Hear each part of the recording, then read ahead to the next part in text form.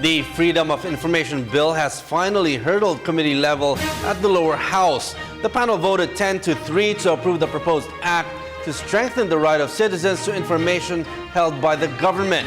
More from Freddie Abando. The House Committee on Public Information approved the Freedom of Information Bill after a year of work by a technical working group to consolidate 24 measures. The committee, chaired by Congressman George Almonte, voted 10 in favor, 3 against. The Makabayan bloc, led by Congressman Neri Colmenares, said the approved measure is a watered-down or toothless bill since exemptions was the rule and access to information becomes very difficult to the public. Colmenares cited restrictions enumerated in Section 7 to include the mandatory disclosure of statements of assets and liabilities. However, Congressman Barry Gutierrez said Section 9 of the bill provides for the mandatory disclosure even without the request of an individual or group. Alam naman nating lahat gaano kahirap kumuha ng SALN ngayon based on the current rules and regulations, based on the current restrictions and limitations. But the draft bill practically recognizes these restrictions and recognitions and limitations instead of expressly saying that no, this time around the rules and regulations and restrictions no longer apply. SALNs must be accessible to all at any time. If we have some problems with certain private matters, then we state the exception na, o sige, i-delete yung specific na information na yan, na personal na talaga yan, but the SALN is accessible to all. Kasi kung ang laman ng ating FOI, subject to rules and regulations, limitations and restrictions are still there, except if the Sandigan Bayan has a probable cause, may hearing, ang ombudsman, marami pong information na issue ng SALN na hindi naman necessarily may issue sa Sandigan Bayan. It's any public official who will seek to invoke any of these exceptions will have to overcome the burden of establishing that one, his or her contentions fall squarely under one of the intentions, and two, and again this is another safeguard put in place here, it does not fall under one of the exceptions where you can in fact override the application of the exceptions under 7J, the so-called public interest override, the catch-all provision which says that you cannot use any of the exceptions to cover up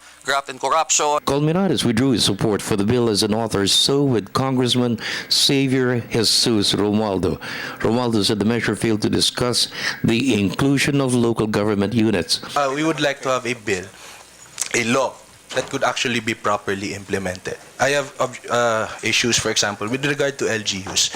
LGUs are coverage for all. The coverage has all government agencies, all local government units. So that includes regional governments, the autonomy. And we should also make a provision probably for the Bangsamoro, the proposed Bangsamoro.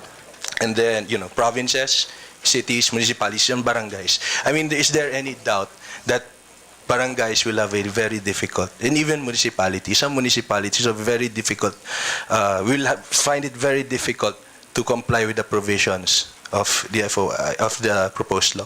However, Committee Chair George Almonte disputed the claims of the Makabayan bloc that the approved bill was toothless, since all the provisions are progressive and well-balanced. Aside from the mandatory disclosure of SALNs, the budgets and expenditures of all government agencies will be listed in their websites. The conduct of biddings and all activities and transactions of government will also be there. Excluded are security concerns of the country.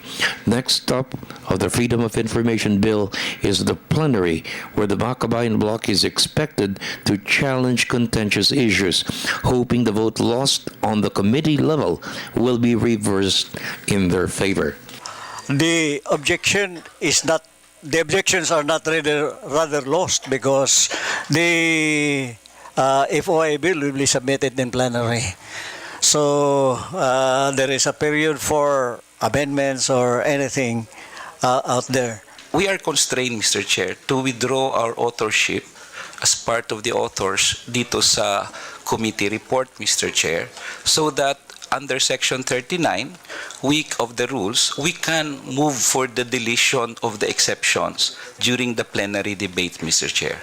And we really hope that during our interpellation and our proposed amendments sa plenary, the plenary will be able to agree na tanggalin yung mga provision at mga exception na nagdi-dilute sa FOI Bill. So For the People's Television Network, this is Freddie Abando reporting.